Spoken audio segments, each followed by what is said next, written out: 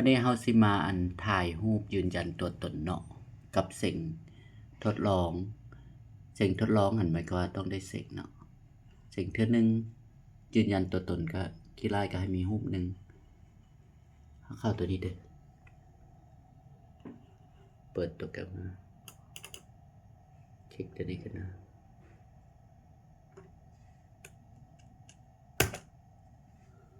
มาก็เขียนใส่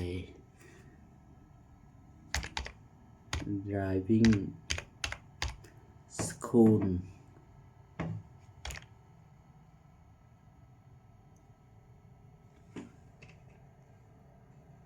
driving school ลาว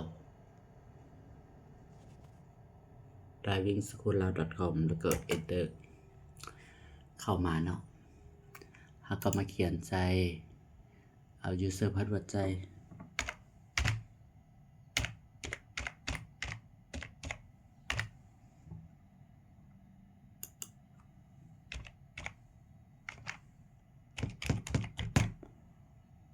เข้าไปเนาะ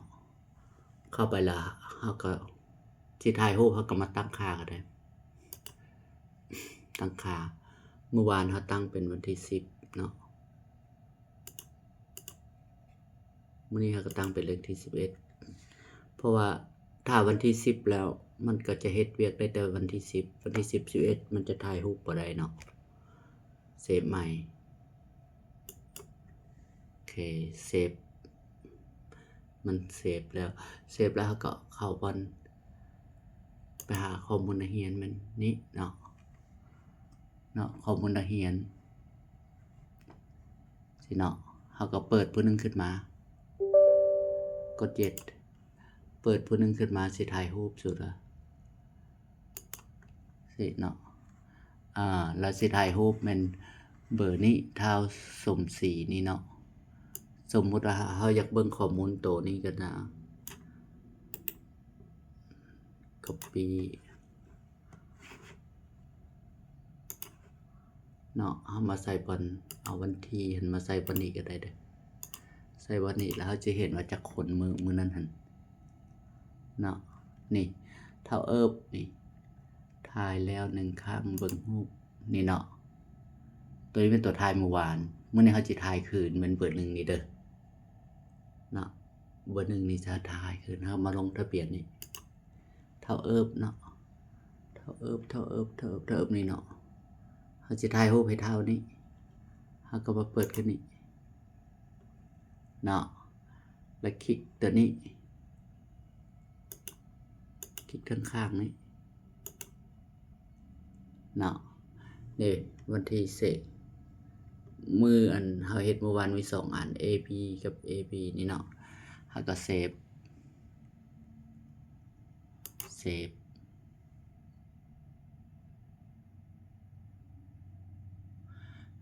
แล้ว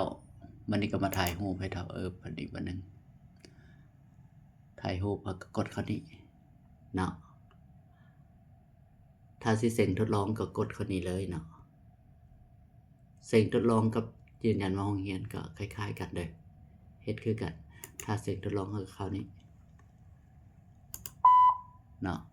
เอาเบอร์บัดนี้แค่ถ้าอยากออกจากงานนี่ครับกด escape นี่เด้อกดแจกของนี่กด escape แล้วมันจะเป็นตัวนี้แล้วเราจะกดกลับคืนได้กลับคืนมาตัวนี้เนาะเฮาไปเบิ่งสิ่งทดลองเท่านี่วันนึงกันนี่เนาะ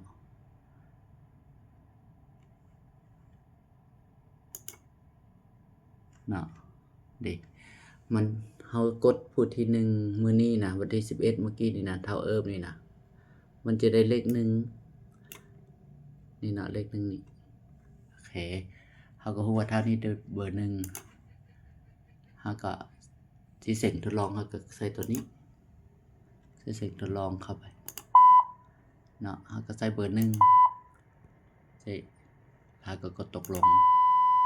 เท่าทำมาบงหน้าท้องสิเฮาก็ถูกต้องเฮาก็เซ็กให้มันข้อมูลมันรูปมันก็จะขึ้นนี่ก็เด้อถ้ารูปบ่ขึ้นเด้อบ่ได้เด้อแล้วก็เซ็กทดลองไปก็ต่อไป มือหนึงเสกได้เทื่อหนึงเด้อผู้หนึงเนาะอันนี้ตัวนี้ถ้าสิถ่ายรูปแล้วอันเส็งทดลองเด้อถ้าถ่ายรูปเราก็กลับคืนมาอีกเราก็กดกลับคืนเราก็กดกลับคืนอีกนี่แล้วเรามาเข้าถ่ายรูปยืนยันอันนี้เนาะตึ๊ด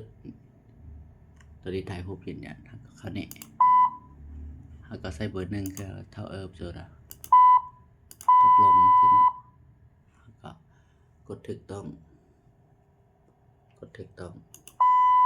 เนาะก็ถ่ายรูปมาใหม่อันนี้ถ่ายรูปยืนยันใหม่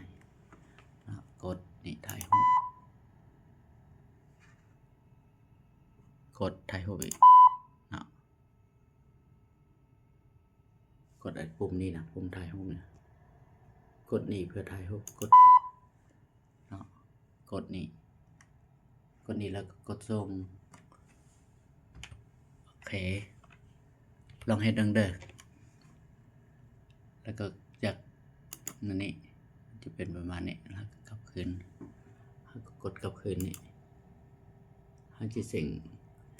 ทดลองให้กดนี่โอเคบ่เข้าใจหยังเบิ่งวิดีโอนี้อีกบัดนึงลองเฮ็ดเบิ่ง